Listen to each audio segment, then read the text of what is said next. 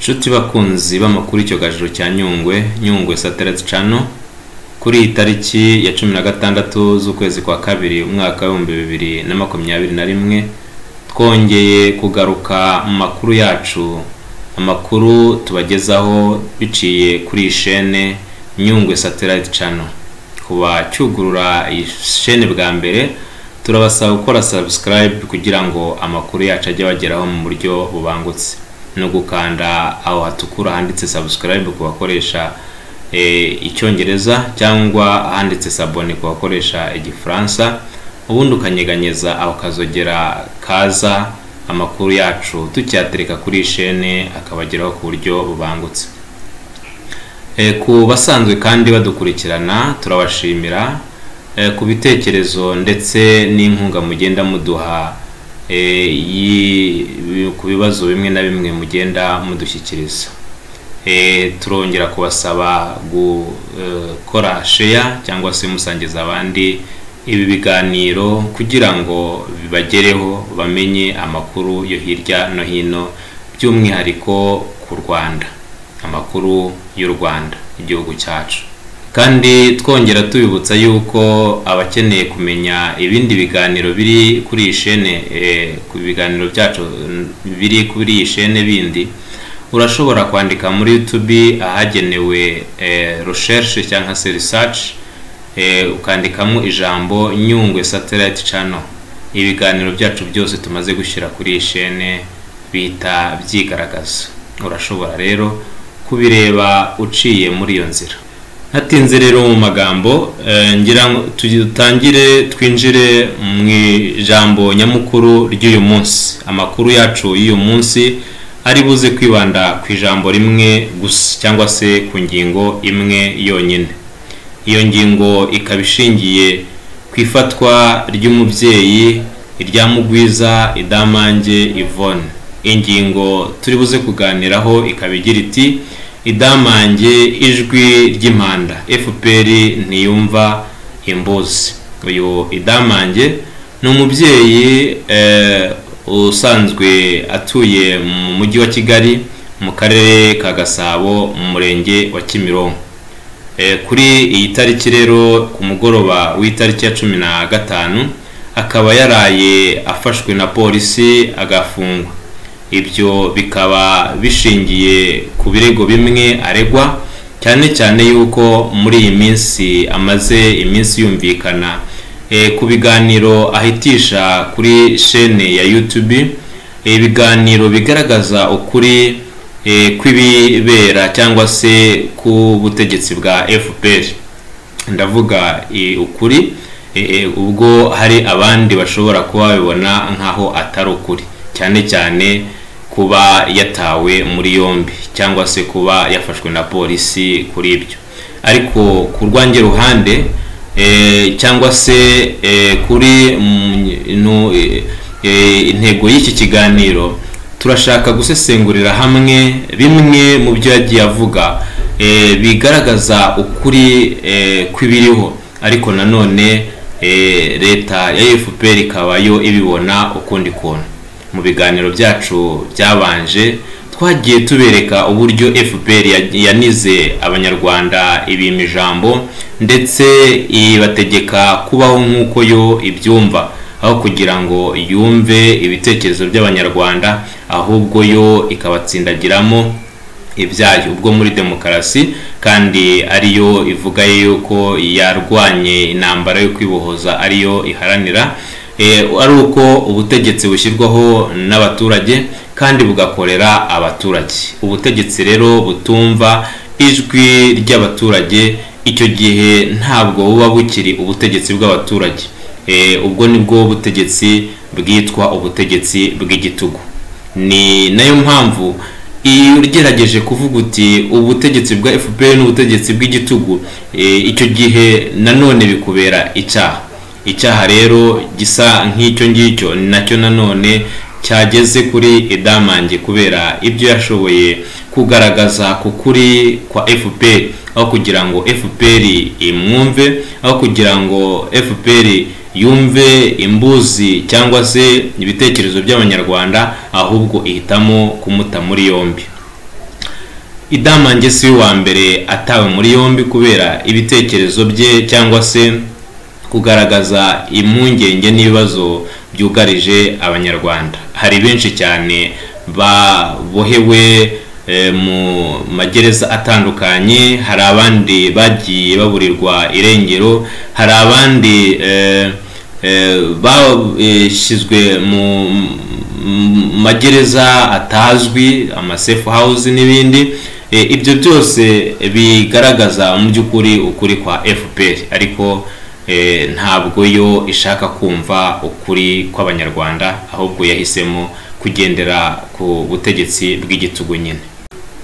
Kuba rero polisi yataye muri yombi umubyeyi Idamange Ryamugwiza Yvonne bigakomeje kugaragaza ubuhezanguni bwa FPR mu by'ukuri ntishaka kumva ukuri kw'abanyarwanda, kuko abanyarwanda benshi baragerageje kugaragaza ukuri kwabo, ariko FPR yo ntigeze ishaka kubatega amatwi.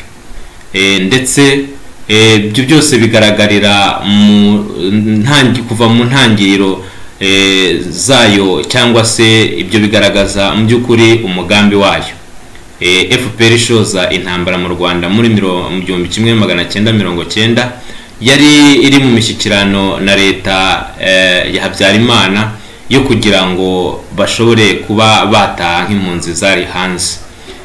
FPR yateye ku itariki ya mbere z'ukwezi kwa 10/1990, ubwo ku itariki ya 28 z'uko kwezi nyine hari hateganijwe itsinda rya bamwe mu mpunzi bari muri FPR ryagombaga kuza mu Rwanda kureba uko hameze ndetse nuko abantu babayeho kugira ngo bategurire FPR gutaha. Muri iryo tsinda cyangwa se muri uwo mugambi wo kugira ngo FPR itahe, iryo tsinda ryari rije mu mugambi witwaga Go and See, Come and Tell, bivuga ngo genda urebe hanyuma ugaruke utubwire. Ibyo FPR imaze kubona yuko abo bantu baramutse bagiye mu Rwanda bashobora kuzana ibitekerezo bitandukanye cyangwa se gutuma bamwe bagenda mu mahoro, yashatse iratanguranwa ku itariki ya mbere z'ukwezi kwa 10 ibigabye igitero ku Rwanda cyo kugira ngo batahe ku ngufu. Mu by'ukuri ntabwo imishyikirano yari mibi, kandi gutaha ku neza byari kuba byiza kurutaho, ariko yo yahisemo kumena amaraso. Ibyo ntibyarangiriye aho ngaho, kubera yuko icyo gitero yagabye yakubiswe inshuro isubira Uganda, ariko nyuma yaho ikomeza kugerageza uburyo bwose bushoboka kugira ngo yinjire. Urugamba rwarakomeje kugeza muri 1994, aho amasezerano noneho yo gutaha yari amaze guterwaho umukono. Amasezerano azwi yaberaga Arusha, ubwo leta ya Habyarimana yemeye gusinya amasezerano. Icyo gihe FPR nanone imaze kubona yuko gutaha ku masezerano bitazayiha amahirwe yo kugaragaza ubuhezanguni bwayo, kuko yagombaga gusangira n'abandi ubutegetsi, yahisemo gukora kudeta.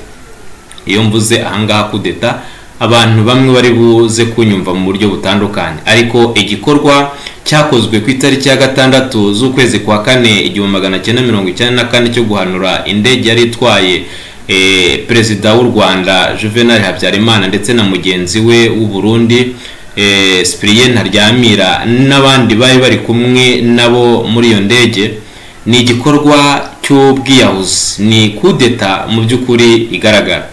Nimvuga yuko ari FPR yabikoze, ahangaha bigaragara FPR icyo igihita kiba icyaha yuko nayishinjije, ariko nubwo ntari umucamanza cyangwa se ntari mu butabera, ibyageragejwe byose kugira ngo hagaragazwe ukuri ko bahanuye iyo ndege, FPR yagiye ibihagarara hagati. Hari umucamanza wa mbere Jean Louis Bruguière w'umufaransa yasohoye manda dare zo guhagarika abasirikare bagera ku 9 bari muri APR ariyo yari zari ingabo za FPR ndetse harimo na perezida Kagame Paul.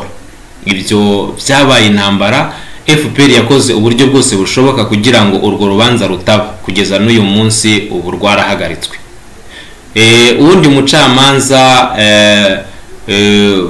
Espanyol Trevedic yongeye gusohora iyindi manda dare ndetse yo noneho irimo abantu bagera kuri 40 bari mu ngabo za FPR za APR yari ingabo za FPR ndetse na FPR ubwayo mu banyapolitike bari bayirimo. Icyo kirego nacyo cyakomwe mu nkokora na FPR ihagarika urwo rubanza. Ikigaragaza yuko FPR bifitemo uruhare nuko itigeze ishaka ko ukuri kugaragara, kuko iyo iba ishaka ko ukuri kugaragara yari iri kureka izo manza zikaba, hanyuma ikagaragaza ukuri kwayo, bakagaragaza ubwere. Ariko yararwanye intambara ishoboka yose kugira ngo izo manza zitaba.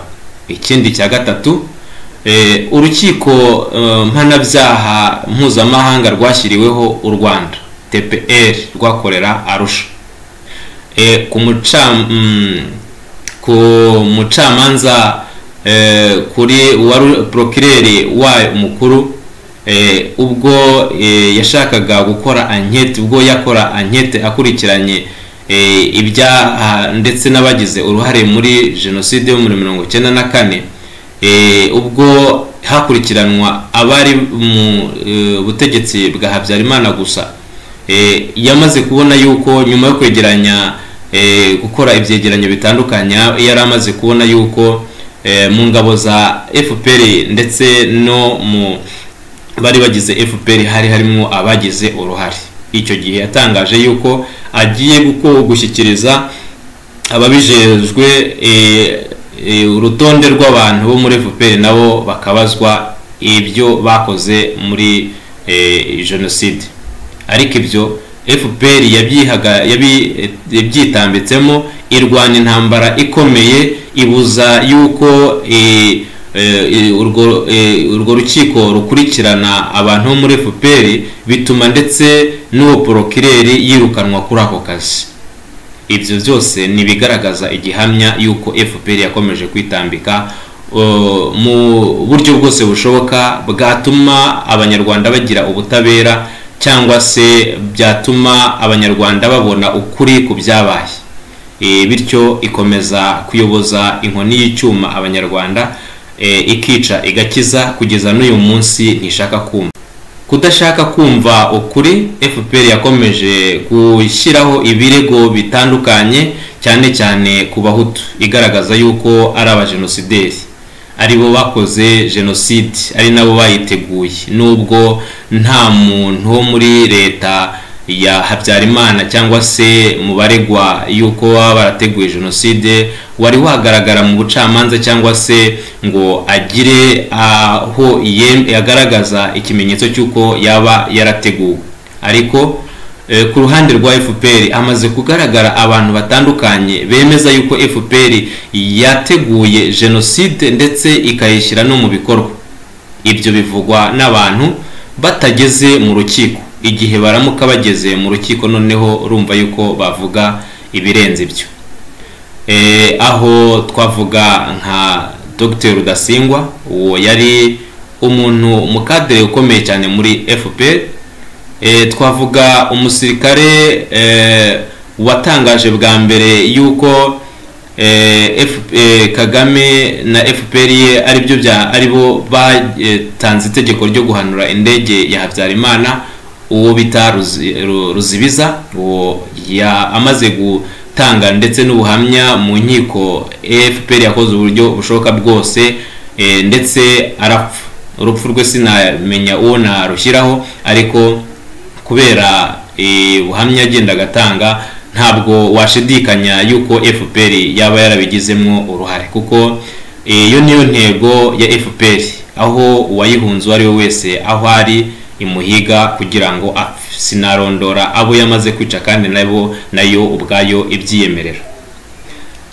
ni muri ubwo buryo rero kugeza uyu munsi abanyarwanda benshi bamaze kwerekana yuko uburyo bayobowe, uburyo FPR yafashe jenoside nk'igikangisho ikongera ikayikoresha mu buryo bwo gucecekesha rubanda, ndetse ikima ijambo yaba umuhutu yaba umututsi aribo banayikorewe, ahubwo yo igashyiraho ingingo zayo. Ibyo rero nibyo bigaragara Idamange Yvonne Ryamugwiza ashobora kuba yazize, kubera yuko mu byo yagaragaje mbere na mbere ikibazo cy'uko FPR ifata inzibutso za jenoside. Ku nzibutso za jenoside si Iryamugwiza wenyine ubivuzeho, kuko n'abandi barabivuzeho, ariko FPR ntiyigeze ibatega amatwi. Mu by'ukuri FPR niba yarashakaga kugira ngo ikemure ikibazo cyangwa se ikore urwibutso buri munyarwanda wese yumva yuko rwamufasha kwibuka ibyabaye, yaba umuhutu yaba umututsi yaba umutwa, ntabwo yari gukora exposition cyangwa se gufata amagufwa y'abantu iyashyire hariya, kuko byonyine kubona ushobora kwinjira mu rwibutso ukavuga uti aka gahanga cyangwa se uyu aya magufwa ashobora kuba ari umubyeyi wanjye, ibyo hari abantu bishobora gukora ku mutima ndetse bikaba byanabahungabanya. Kuba rero hari abacitse ku icumu ndetse n'abanyarwanda benshi bagaragaje ko icyo kintu atari cyiza, ariko FPR yo ntibihe agaciro, bigaragaza yuko yo ifite umugambi wayo. Icyo gihe niba yari kumva icyo gikorwa ikumva yuko cyaba kibereye buri munyarwanda wese, yari gutega amatwi ibitekerezo by'abanyarwanda, hanyuma bikaba byakubaka buri mutima uwo ari wo wose. Ibyo rero bigaragaza yuko yabikoze mu rwego yumva yuko ikuramo inyungu ziruta iza rubanda. Ikindi navuga ahangaha ni ku ifoto cyangwa se ikabiriza ryagiye rikorwa. Hari ifoto y'umugabo bita Hitimana Apollinaire. Iyo foto ikaba iri ku rwibutso rwa Gisozi. Bwa mbere ibinyamakuru nka Rushyashya, Igihe n'ibindi byabanjije kuvuga ku iyo foto bayitirira umugabo umwe wibera muri Zambia wahunze bita Twahirwa, bakavuga yuko ari ifoto ye, ndetse bamurega yuko yasize akoze jenoside. Ifoto igaragaza umuntu afite umuhoro mu ntoki. Nyuma byaje kugaragara yuko iyo foto ari umugabo bita Hitimana Apollinaire uba mu karere ka Muhanga, ni mu ntara y'Amajyepfo, ndetse ubwiwe yaje kwibariza icyo kibazo, aravuga ati ni gute ifoto yanjye yashyirwa ku rwibutso nk'umuntu wakoze jenoside.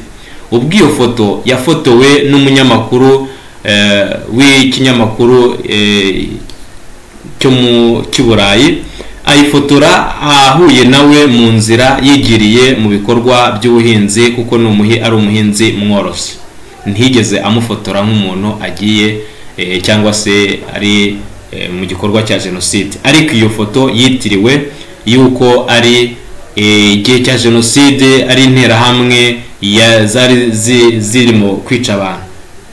Icyo kibazo cyageze kuri Minisitiri w'Ubutabera Busingye Johnson, aza kukibazwa n'abanyamakuru ndetse akibazwa no muri Parlement, bamubaza ni uwo Apollinaire Hitimana ashobora kuzarenganurwa gute kuko ifoto yiwe yakoreshejwe mu buryo butari bwo.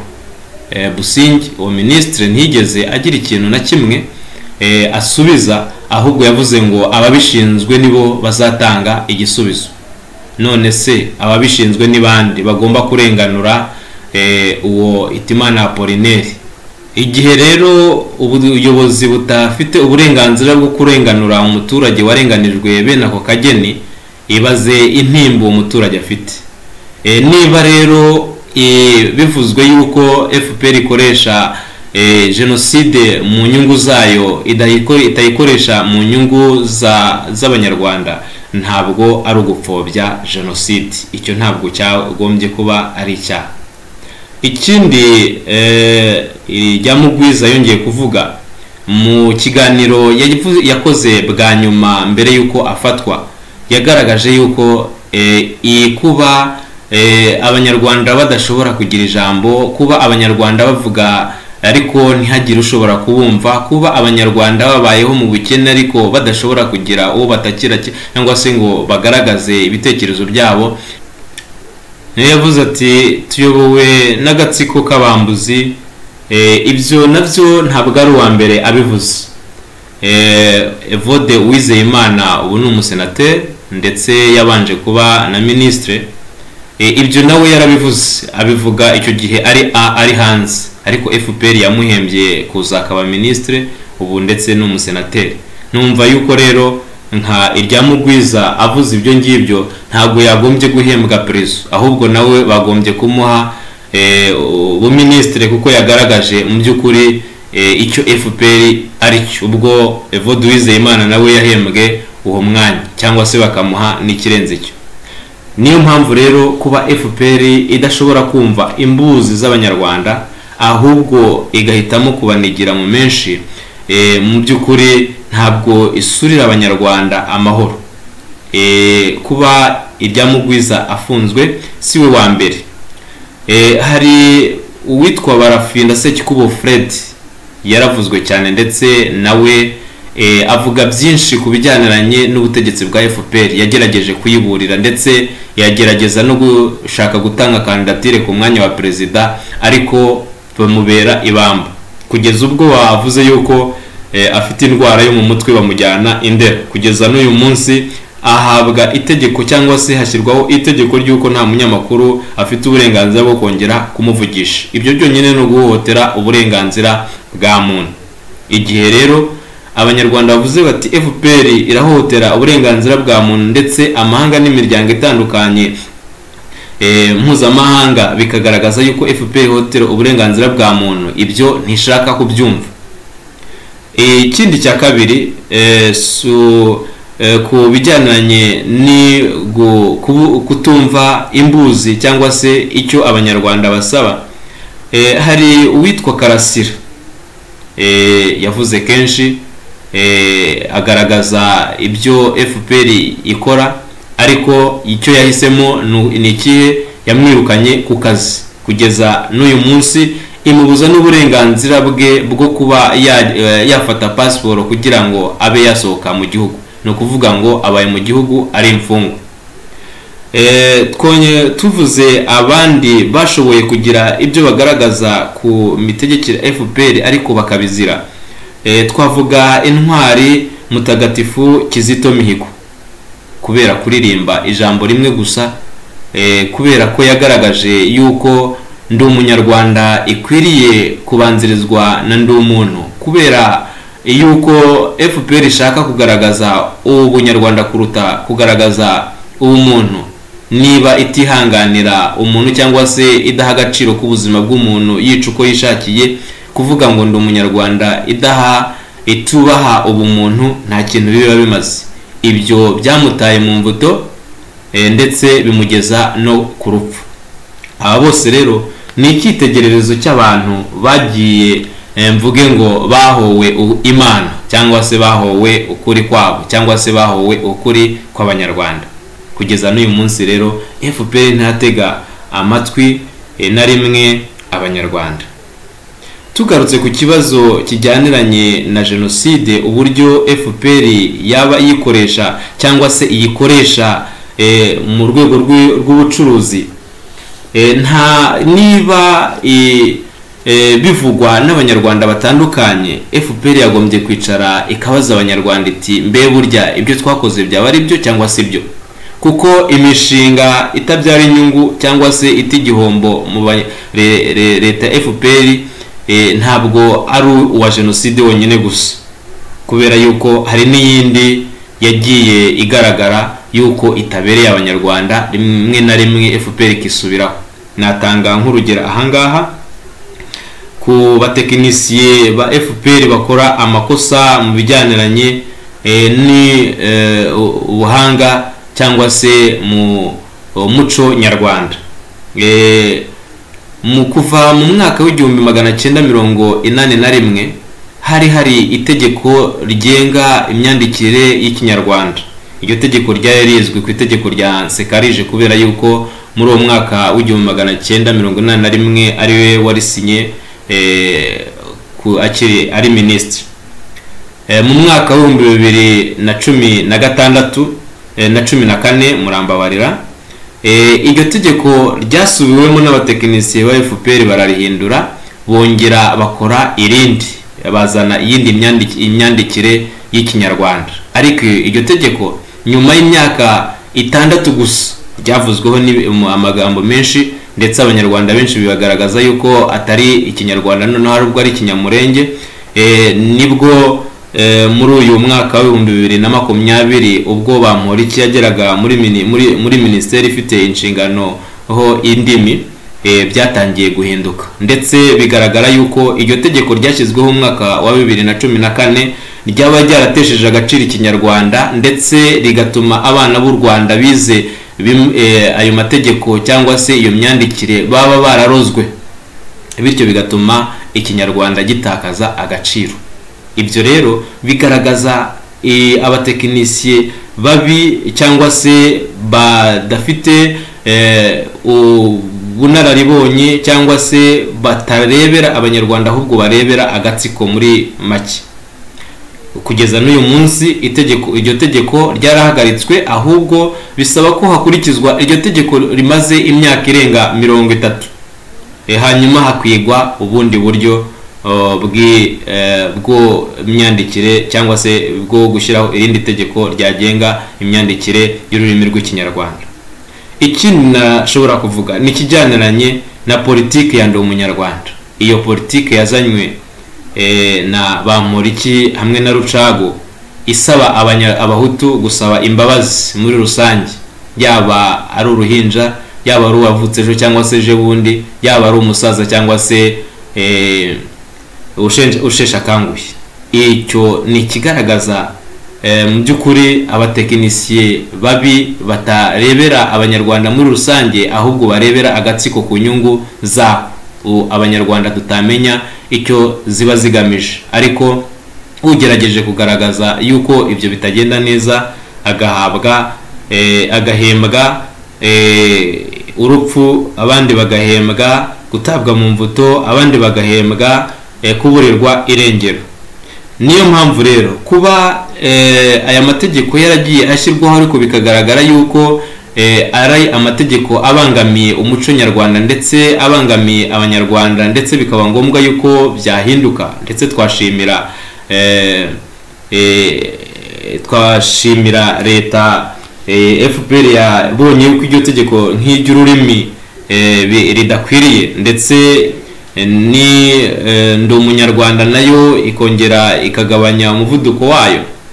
Nayo mpamvu bagombye kureba ikijyaniranye n'itegeko cyangwa se ni ibivugwa kuri jenoside, ingengabitekerezo ya jenoside, gupfobya jenoside, kubera yuko abanyarwanda batabibonaho kimwe bose, kandi ukuri kwagombye kuva mu banyarwanda kugira ngo kube ugucurano cyangwa se ukumanuka ukuza kuvuye mu ijuru. Nshuti bakunzi b'amakuru y'icyogajuru cya Nyungwe Satellite Channel, tuvuze ibyo FPR imaze gukorera abanyarwanda ku buhohotezi, amategeko abangamiye abanyarwanda n'umuco nyarwanda muri rusange, ntabwo twabiva imuzi, gusa bigenda bigaragaza ubuhezanguni bwa FPR. FPR rero nta na rimwe yigeze ishaka kumva cyangwa se gutega amatwi umunyarwanda uwo ari we wese. Ntabwo ishaka kugira imishyikirano iyo ari yo yose. Nkuko twabivuze mbere yuko ishoza urugamba cyangwa se no mu gihe cy'urugamba harageragejwe imishyikirano, ariko ntiyigeze iyemera. Ndetse naho imaze gufatira ubutegetsi nta na rimwe yigeze ishaka kumva umunyarwanda uwo ari we wese, yaba ari uwo hagati mu gihugu yaba ari uwo hanze, ahubwo ihora ihiga uwo ari we wese udashaka kugendera munsi y'ukuboko kwayo cyangwa se ugerageje kugaragaza ibitagenda neza uko byakosorwa. Ni muri ubwo buryo rero FPR yo yumva yuko icyayo ari ukuguma iganje, ikica igakiza, ubundi abandi bagasigara bavuga bati karame mwidishye. Ibyo rero nibyo abanyarwanda benshi bamaze kuzira. Hakaba harimwo na Idamange Ijyamugwiza Yvonne watawe mu mbuto. Kugeza uyu munsi ntituzi igishobora gukurikira, ariko biragaragara yuko ari umubyeyi w'intangarugero kandi yagerageje kuvugisha ukuri kose gushoboka ku bigaragara mu Rwanda. Yavuze ku ngingo zimwe na zimwe cyangwa se ku myanzuro yagiye ifatwa muri kino gihe cy'icyorezo cya COVID-19, aho inzego z'ubuyobozi zagiye zifata imyanzuro ibangamiye abaturage. Biratangaje cyane kubona guverinoma ishobora kwicara ikavuga iti guhera uyu munsi turahagaritse ingendo mu karere mu kandi, ikirengagiza yuko hari abanyarwanda bamwe bashobora kuba baraye mu karere runaka bakeneye gutaha. Byagiye bigaragara bamwe bagiye bakwepa umuhanda, ugasanga bagiye guca mu migezi, bagiye guca mu bihuru n'ahandi kugira ngo bashobore kubona uko bagera imuhira. Mbese ubwo nibwo buyobozi bwiza? Biratangaje kubona ministre ashobora kuvuga yuko gufata ingingo zitunguranye ku baturage nabyo ari mu buryo bwo kubacungira umutekano, ariko akirengagiza uko abantu bakwiye kuba babayeho. Mbe buriya we wamubwira nk'umunsi umwe ari imuhira, cyangwa se tuvuge yuko ari ku kazi, akavuga bati ubu nta muntu ushobora kongera gusohoka mu nzu arimo, yabigenza gute igihe yaba yifuza kuba yajya ku kazi, cyangwa se yabigenza gute igihe yaba ari ku kazi yumva ashaka kujya imuhira? Ibyo ni ibintu byoroshye, ariko noneho ibaze nk'umuntu wagiye mu karere ka Kayonza, agiye kuramukanya cyangwa se hari icyo yagiye gukorayo, ku itike yakoresheje ndetse n'amafaranga byumvikana y'impamba, yarazi yuko bucya ataha, noneho bakamufungirana aho ngaho kugira ngo amare ibyumweru 2 cyangwa se 3, ashobora kuzatungwa n'iki? Ibyo ni ibintu mu by'ukuri bigaragaza guhohotera abaturage, kutumva abaturage, kutumva rubanda biri muri FPR. Ntabwo rero ibyo bintu bikwiye gukomeza uko nguko. Ni nayo mpamvu Ijyamugwiza yavuze ati birakwiriye ko abanyarwanda duhaguruka kandi tugaharanira uburenganzira bwacu. Nanjye naryungamo, siwe wa mbere abivuze, ariko biratangaje kubona umuntu ahaguruka akavuga ati burya ibintu bimeze uku, abandi nabo bagasigara inyuma. Hari ikintu kijya kimbabaza cyane, abantu bamwe bajya bicara akavuga ngo tukore, ngo twibuke ngo Kizito Mihigo uko umwaka ushize ubundi ugataha, ariko kumwibuka utagera ikirenge muke cyangwa se udaharanira yuko ibyo yavuze byahinduka cyangwa se byajya mu ngiro, bimaze iki? Niyo mpamvu ikintu cyo kwibuka tukirekere ibuka igihe ibyo ibikeneye, ahubwo twebwe duharanire uburenganzira bwacu. Nayo mpamvu aho bishoboka hose, umunyarwanda aho yaba ari hose, mbona ari igihe gikenewe yuko aho kugira ngo tujye twibuka abakoze cyangwa se abavuze ikintu runaka kugira ngo rubanda ruve mu kaga, ahubwo duharanire kugira ngo tugere kuri icyo kintu. Hari aho nabonye batangiye gutegura imyigaragambyo yo guhamagarira yo gutabariza Yvonne, abandi bavuga bati dusabe yuko yafungura. Ibyo ni byiza, ariko ahenshi na henshi nayibonye Brussels yuko iyo myigaragambyo yamaze no kwemerwa, ariko ntibikwiye kurangirira hanze aho ngaho gusa. Birakwiriye ko abanyarwanda aho turi hose duhaguruka kugira ngo tugaragaze igikenewe, yuko ubutegetsi bwa FPR bwo namaze kubivuga ndetse biranagaragara mu byo yakoze kuva yatangira kugeza n'uyu munsi nta mishyikirano ikeneye. Niba rero idakeneye imishyikirano, sinzi yuko imyigaragambyo ibere Bruxelles ari izakuraho FPR. Ariko ahari bishobotse, twarabibonye uko byagenze muri Tunisia, turabibona uko byagenze mu Misiri. Igihe cyose rubanda rwahagurutse rurashobora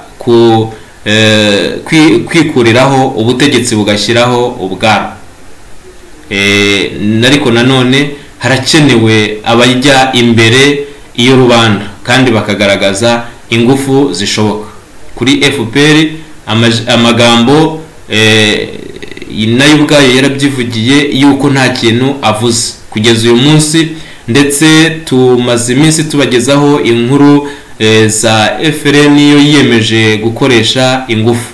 Kugeza uyu munsi icyo kigaragara nuko niba abanyarwanda bagerageje kurira FPR ibibwira iti ibikeneye ku banyarwanda nibi, yo igakomeza gufunga amatwi. Kugeza uyu munsi harakenewe ingufu zo kugira ngo zibohore rubanda, yaba ari umunyarwanda ari hagati mu gihugu, yaba ari uri hanze akagira ikintu akoze, ari abiyemeje gukoresha ingufu nka FRN aho baturuka hose, aho baba bari hose. Biragaragaza yuko mu by'ukuri FPR yo idashaka imishyikirano no kumva umunyarwanda uwo ari we wese. Kugeza ubu ngubu rero ntago bikenewe yuko duhora twibuka abagiye FPR maze kwisasira, tubibuka uko bapfuye ngo bavuze ibi cyangwa se bakoze ibi, ahubwo birakenewe yuko duharanira ibyo bavuze cyangwa se ibyo tubona ari ukuri kose. Iyo nitegereje neza mu kiganiro rya Mugwiza yakoze bwa nyuma, abantu bakoze subscribe kuri chaîne ye bamaze kurenga ibihumbi 16. Abamaze kureba ikiganiro yakoze bwa nyuma bararenga ibihumbi 90. Amakomanteri yashyizwe kuri icyo kiganiro ararenga ibihumbi 1,600. Abo bantu bose mu by'ukuri bumvishije icyo madamu Idamangi rya Mugwiza Yvonne yavuze. Mbe byarangiriye mu gukora subscribe gusa cyangwa se byarangiriye mu kumwumva gusa? Niba ibyo yavuze bigaragara yuko ari ukuri, ni nayo mpamvu twagombye kugaragaza uko kuri kwacu yuko tugushyigikiye natwe, aho kugira ngo tukwicarane. Niyo mpamvu rero aho umunyarwanda wese ari, ndetse n'inshuti z'u Rwanda zagombye kugira icyo zikoze, haba mu buryo bwa politiki, haba mu buryo bw'ingufu, haba mu buryo ndetse ubwo ari bwo bwose. Nk'uko Kagame yabivuze ngo ntawe ushobora kugira icyo ahinduye ku butegetsi bwiwe, yabaciye muri demokarasi ku ngufu se cyangwa se mu bundi buryo. Noneho ubwo buryo bwose bugakoreshwa kugira ngo mu by'ukuri ibintu bihinduke. Naho guhora twibuka abo FPR yamaze kwisasira, ntabwo kugeza uyu munsi bikenewe. Biragaragara yuko ibimaze kuba indengakamere. Iki nicyo gihe rero kugira ngo buri munyarwanda wese yerekane icyo agomba gukora. Ari babandi bavuga yuko biyemeje gukoresha intwaro nka FRN, bagombye kujya imbere bagatabara rubanda ndetse bakarengera aba bose bamaze kwisasirwa na FPR. Rubanda kandi nanone twarabivuze mu kiganiro giheruka, aho bigaragara yuko FPR ifitiye ubwoba rubanda yuko yahaguruka igasaba uburenganzira bwayo. Igihe rubanda yahaguruka ndetse n'abandi bose bakayishyigikira, ibintu byahinduka mu kanya gatoya. nshuti bakunzi b'amakuru y'icyogajuru cya Nyungwe Satellite Channel, uyu munsi cyaba ikiganiro kidasanzwe ndetse twagikoze mu buryo budasanzwe kubera yuko ibihe turimo ni ibihe bigaragaza yuko noneho bigoye kandi byugarije abanyarwanda twese. Dukwiye guhaguruka tugaharanira uburenganzira bwacu. Mu by'ukuri ubwami bwica intumwe n'abahanuzi burya wabugiye kurimbuka. Irimbuka ryabwo rero riba ribi. Twirinde kandi duhagarare kigabo two kurimbukana nabwo. Nshuti bakunzi b'ibiganiro byacu, aha niho ngira ngo dusoreze, ariko twibuka yuko inshuti zimaze kuducika, inshuti zimaze gukorerwa amabi na FPR ni nyinshi cyane. Ntago byari bikenewe ko dukomeza kurebera.